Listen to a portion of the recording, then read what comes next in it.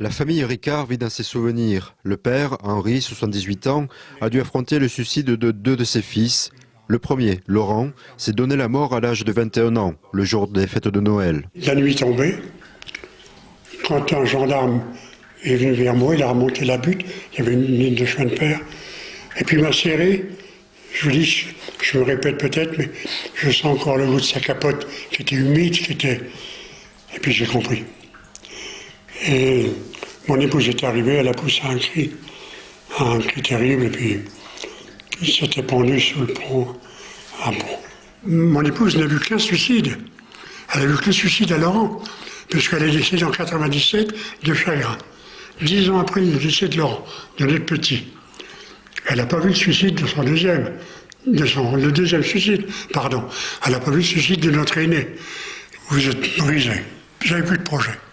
Depuis 5 ans, l'association Jonathan Pierre Vivante compte une antenne au Boise. Sa mission, faire en sorte que l'entourage du suicidé continue à vivre, malgré la souffrance. Le fils de la présidente s'est donné la mort et à cette occasion, elle a découvert l'intérêt de créer un relais local. Et là, pour la première fois, j'ai entendu une maman endeuillée qui m'a écoutée au téléphone. Je lui ai peut-être dit 10 fois la même chose, mais j'ai pu parler, j'ai pu me libérer avec quelqu'un qui, vraiment, sans parler, me comprenait.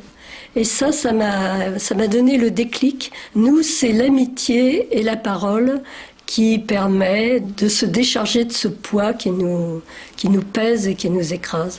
Moi, j'ai 3 enfants, mais le 4e, c'est Vincent, et Vincent fait partie de la famille. J'ai besoin de parler de lui, j'ai besoin de le faire exister.